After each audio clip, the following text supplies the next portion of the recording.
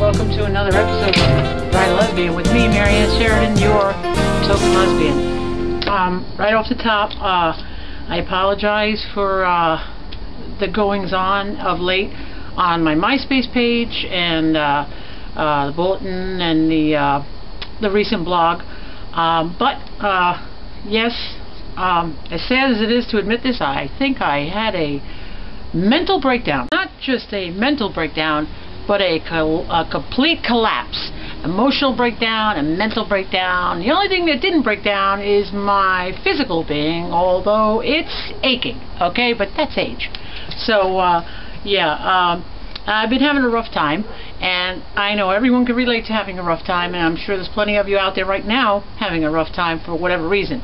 And I wanted to do this episode for you, because as I was thinking I was absolutely worthless, pond scum was a compliment at the point I was, okay?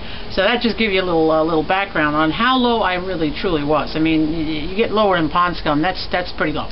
But when it all broke, you know, the emotional stress, everything just crashed and burned on me. When that happened to me last night, I reacted like anybody basically would, in whatever way. Basically what I did, what I like to call some mental, emotional, personal house cleaning, and pretty much vacuumed out the negativity in my life, and that came from outside, also came from within me. But through it all, at my worst point last night, which was like the peak of it all, it just has been brewing and brewing and brewing. At my worst point, I simply gave up to my higher power, being God, but that's for me. Whoever and whatever and however you choose. If you don't choose, that's okay too. But find something, someone, some entity that you can throw it all to, so to speak, and let it all go. And you know what? As corny and cliched as this is going to sound, it really does work when you just give it all up. Just unload it, unleash it, just let it go. Give it to your, like I said, whoever you turn to as your higher power, whatever you turn to as your higher power, anything, you know, for that matter. Just get rid of it. I gave it all up last night in a tearful breakdown. I gave it all up, and given the dark choices that were facing me throughout this breakdown, I chose not to go down those dark, choose one of those dark options, so to speak. But so it goes. What did I get for giving it all up and realizing I'm human and I just can't do it? I can't carry it all. What I got in return was, first of all, the opportunity to awaken to another beautiful day. And I say beautiful day not because it's beautifully clear and sunny and crisp and everything else. I say beautiful day because I'm able to see it all, and I'm able to take it all in, and I'm able to enjoy it.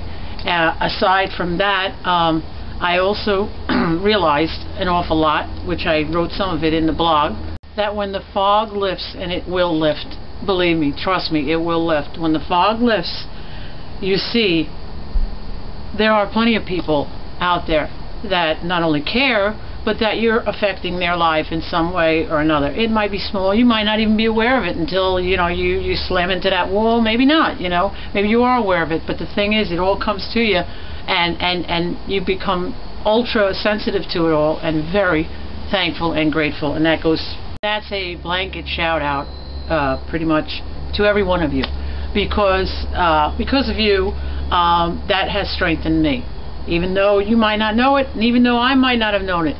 This is what I mean when you think all hope is gone. You know, turn to someone, somewhere, anyone. Don't hold it in, don't keep it back. Yeah, we're strong like bull, we put up the facade, the front, but it's okay. It's okay to be weak, and in the beauty of that human form that we walk around in every day, it's a beautiful thing, and it's absolutely nothing to be ashamed of to acknowledge our weaknesses and let them go. You know, breakdown. So what? Big deal. It doesn't change your character. It doesn't change my soul. It's just letting it go, acknowledging, realizing it, and giving you a whole new day.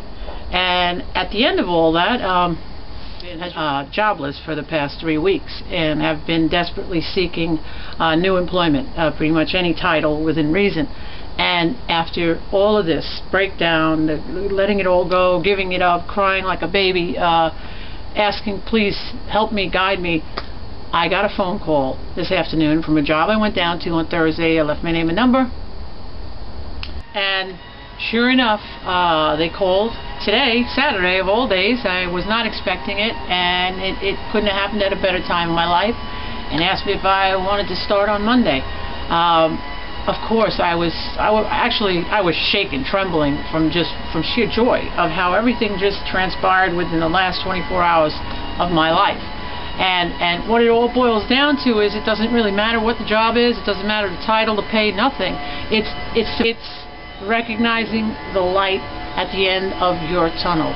The thing is, you have to recognize it when it's happening.